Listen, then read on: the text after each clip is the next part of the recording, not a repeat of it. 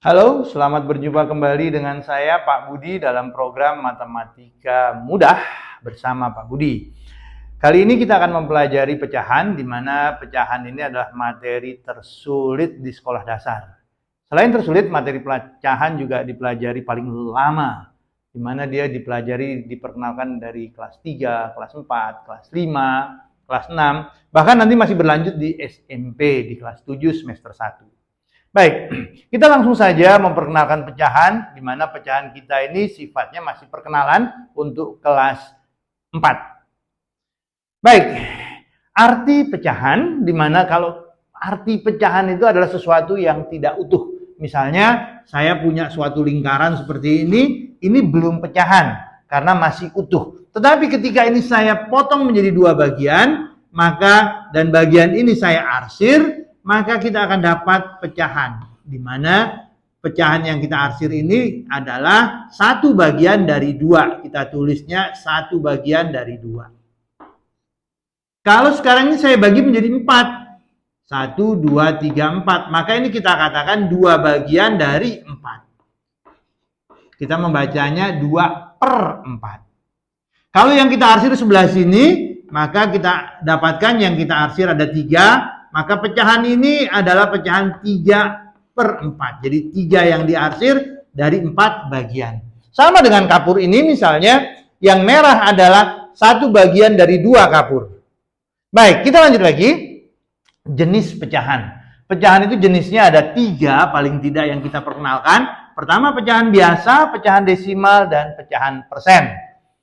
Pecahan biasa kebagi 2 menjadi pecahan asli dan pecahan campuran. Apa sih itu pecahan asli? Pecahan asli adalah pecahan yang berbentuk A per B.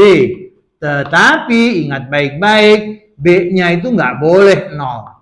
Kita boleh menyebut pecahan 2/3 atau 1/3 maksud saya, 3/5, 7/8. Tetapi nggak boleh menyebut pecahan 5/0. 12/0 itu nggak ada. Jadi sekali lagi, yang bawah atau penyebutnya tidak boleh 0. Pembilangnya boleh, yang tidak boleh hanya penyebutnya saja. Baik, berikutnya adalah pecahan campuran. Pecahan campuran adalah suatu pecahan yang terdiri dari bilangan bulat dan pecahan. Contoh misalnya 2, 3/5. Di mana 2-nya adalah bilangan bulat dan 3/5-nya adalah pecahan. Contoh lagi misalnya 8, 2/7.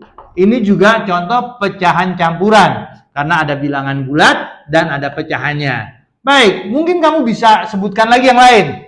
Oke, misalnya berapa nih? 5, 1/8, boleh. Misalnya lagi, 12, 7/9, boleh. Baik, kita lanjut lagi ke jenis pecahan berikutnya, yaitu pecahan desimal. Pecahan desimal adalah pecahan yang ada komanya. Misalnya saja 0,2, misalnya saja 3,5, misalnya saja berapa?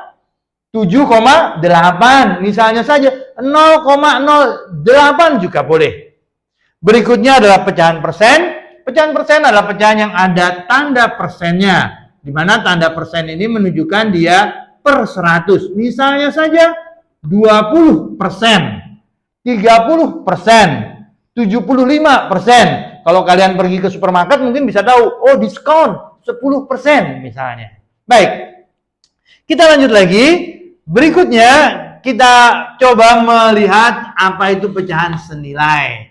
Ya, pecahan senilai adalah pecahan yang angkanya berbeda, nilainya sama. Tadi dengan gambar Pak Budi udah kasih tahu. Misalnya contoh nih, ini saya punya bentuk seperti ini. Kalau saya bagi 2, maka ini menjadi berapa? 1/2. Atau 1/2. Kalau ini saya bagi lagi begini, maka ini menjadi 2/4. Nah, sebenarnya antara 1/2 dengan 2/4 nilainya sama, yaitu segini-segini juga. Tetapi angkanya berbeda. Yang satu angkanya 1/2, yang satu angkanya 2/4. Tentu ini bisa kita bagi lagi. Misalnya saya potong seperti ini, maka kita akan dapatkan 1, 2, 3, 4 dari 8 atau 4/8. Jadi 4 yang kita arsir per 8 bagian.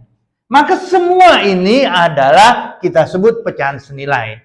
Jadi saya ulang lagi bahwa pecahan senilai adalah pecahan yang angkanya berbeda tetapi nilainya sama. Cara mencarinya gimana? Cara mencarinya dikali dan dibagi dengan bilangan yang sama. Pak Budi kasih contoh, misalnya saja Pak Budi punya nih 3/5. Yuk kita cari yang senilainya. Tadi mencari pecahan senilai adalah dikali atau dibagi dengan bilangan yang sama. Kita sama-sama kali 2, yang atas kali 2, yang bawah juga kali 2. Jadi 6/10. Kita sama-sama kali 3, yang atas kita kali 3, yang bawah juga kali 3. 9/15. Jadi pecahan senilai adalah pecahan yang angkanya sama, tetapi nilainya berbeda. Cara mencarinya adalah dengan dikali atau dibagi dengan bilangan yang sama. Contoh lagi. Kalau Pak Budi nih punya 16/20, berapa pecahan senilainya? Kita bagi ya. Sama-sama dibagi 2. 16 dibagi 2, 8. 10, 20 dibagi 2, 10. Kita masih bisa cari lagi, bagi 2 lagi. Jadi 4/5. Ini semua adalah pecahan yang senilai. Baik. Berikutnya, setelah kalian paham apa itu pecahan senilai, kita masuk ke pecahan yang paling sederhana. Apa sih pecahan yang paling sederhana? Baik, pecahan yang paling sederhana adalah pecahan senilai yang angkanya paling kecil. Saya ulang, pecahan yang paling sederhana adalah pecahan senilai yang angkanya paling kecil. Kita lihat, misalnya nih ada setengah, 2/4, 4/8. Ini semua pecahan senilai. Mana yang paling sederhana? Yaitu 1/2. Kita katakan 1/2 adalah bentuk paling sederhana dari 2/4 dan 4/8. Contoh lagi nih, misalnya Pak Budi punya 16/20. Maka yang paling sederhana dari 16/20 adalah 4/5. Baik, sekarang gimana sih cara menyederhanakan pecahan supaya menjadi yang paling sederhana? Kalau kalian sudah belajar KPK FPB, itu bisa kita pakai. Jadi kita gunakan garis. Misalnya nih saya diminta mencari berapa sih pecahan paling sederhana dari 18/27. Ya, atau 18/20. 18/20. Bagaimana pecahan yang paling sederhananya? Maka pecahan yang paling sederhana dari 18/20, bikin 18, bikin 20, tarik garis. Perhatikan di sini, kamu hanya berpikir bilangan yang bisa membagi 18 dan 20 sekaligus. Oh, misalnya kamu ketemu 2, boleh. 18 dibagi 2, 9. 20 dibagi 2, 10. Ada lagi nggak sih yang bisa membagi 9 dan 10 sekaligus? Kalau tidak ada, maka pecahan paling sederhana dari 18/20 adalah 9/10. Seperti itu. Kita bikin contoh lagi ya. Misalnya saja saya pengen pecahan paling sederhana dari 24/36. Maka hal yang pertama kita lakukan adalah bikin 24, bikin 36, tarik garis. Lalu kita berpikir bilangan yang bisa membagi keduanya sekaligus.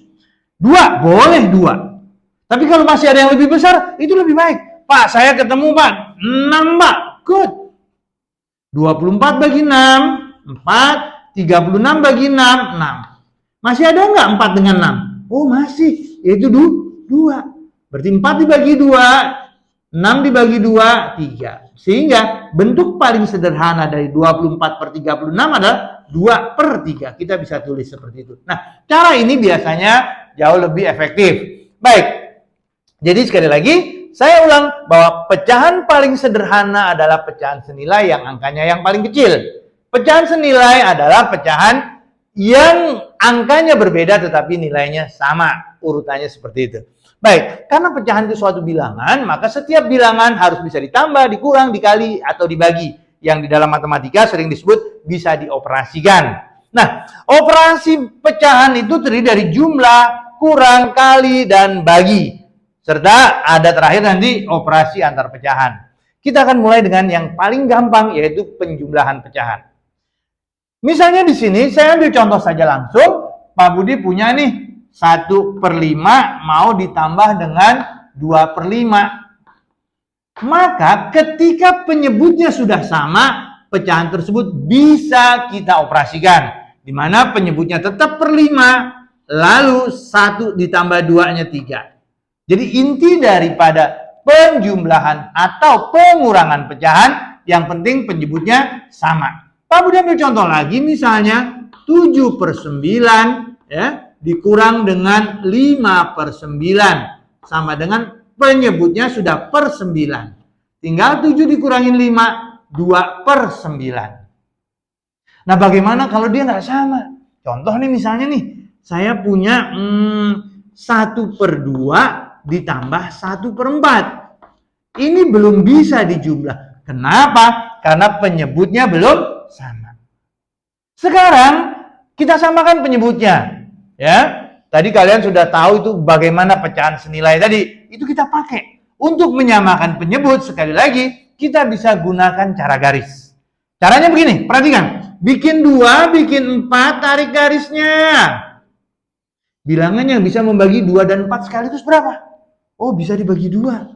2 bagi 2, 1. 4 bagi 2, 2. Ada lagi nggak? Nggak ada. Kalau nggak ada, maka kita kalikan yang paling pinggir dengan yang paling bawah. 2, 1, 2. Jadi 2 kali 1 kali 2 yaitu 4. Maka sekarang penyebutnya kita bikin semuanya per 4. Ini per 4, ditambahnya juga per 4, hasilnya pun per 4. Lalu sedikit kita menghitung, 2 mau jadi 4 kali 2, ini juga kali 2, 2 kali 2, 2.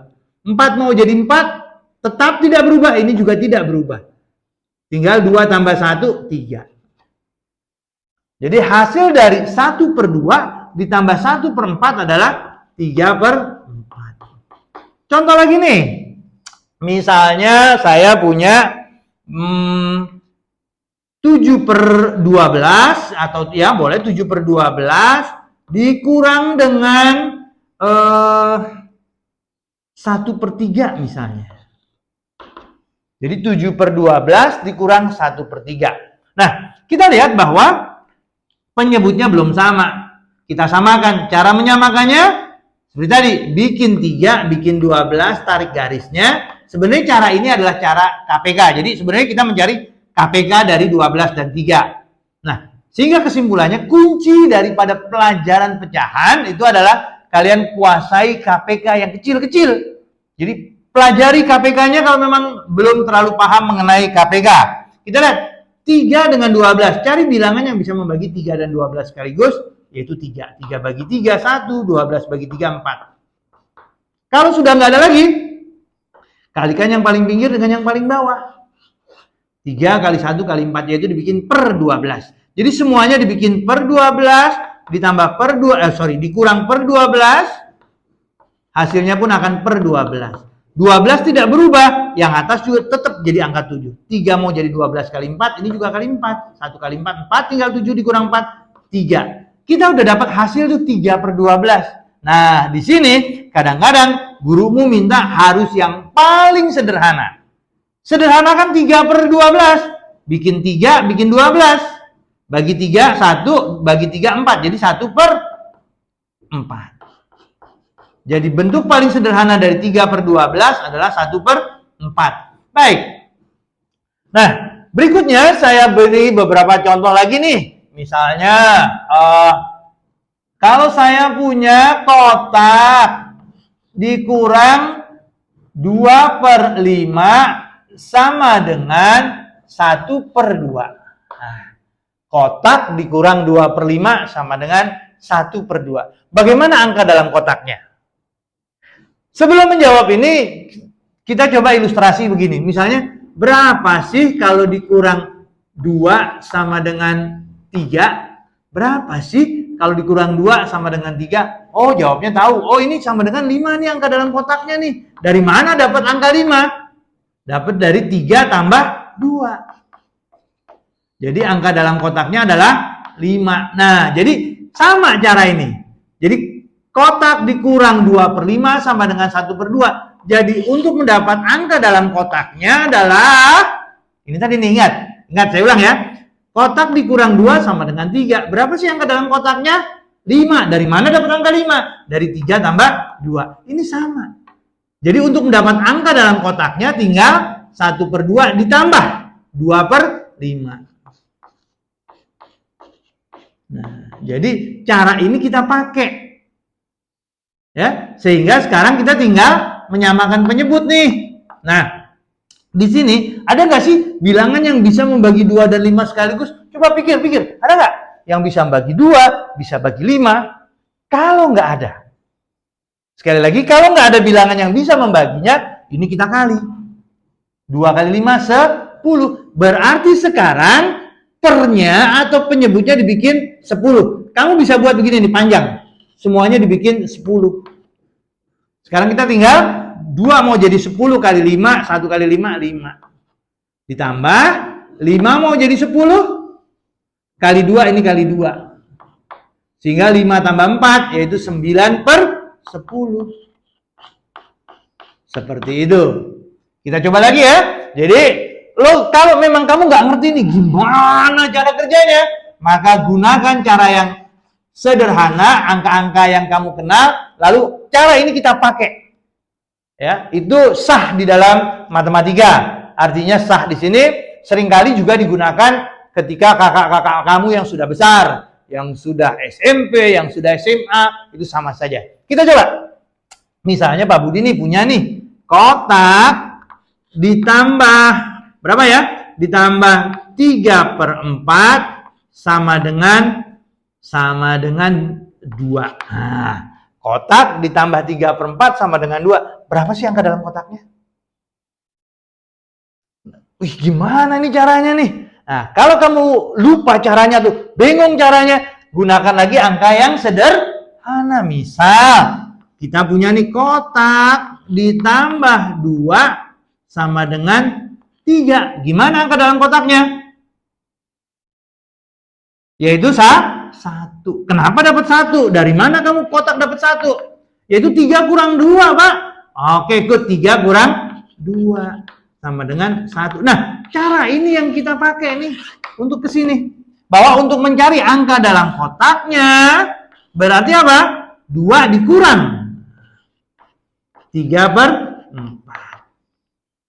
Gimana sih mengurangkan 2 dikurang 3/4? Mudah. 2 dikurang 3/4 caranya adalah anggaplah nih 2/1. Ada nggak sih bilangan yang bisa membagi 1 dengan 4 sekaligus? Nggak ada. Kalau nggak ada, kalikan saja. 1 kali 4, 4. Semuanya dibikin per 4. Saya bikin panjang di sini ya. Per 4. 1 mau jadi 4, kali 4, atas kali 4. Jadi 8.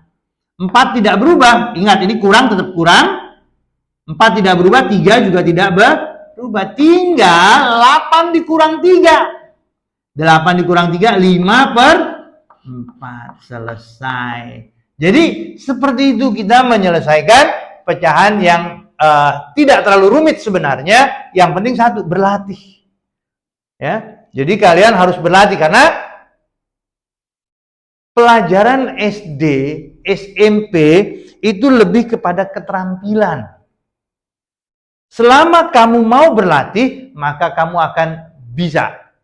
Saya sering nasihatkan begini nih, untuk menjadi mahir di dalam matematika, cukup gunakan 3 langkah. Langkah pertama, belajar. Langkah kedua, belajar. Langkah ketiga juga belajar. Ya, belajar yang pertama membuat kamu mengerti, oh ini belajar yang pertama nih, oh ini begini, oh ini begini.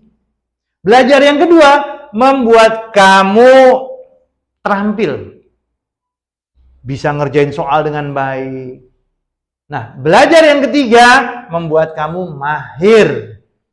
Indonesia butuh anak-anak yang mahir. Baik, sampai di sini pelajaran pecahan kelas 4 kita, dan kita akan lanjutkan pelajaran kelas berikutnya di lain kesempatan. Semoga bermanfaat. Dadah!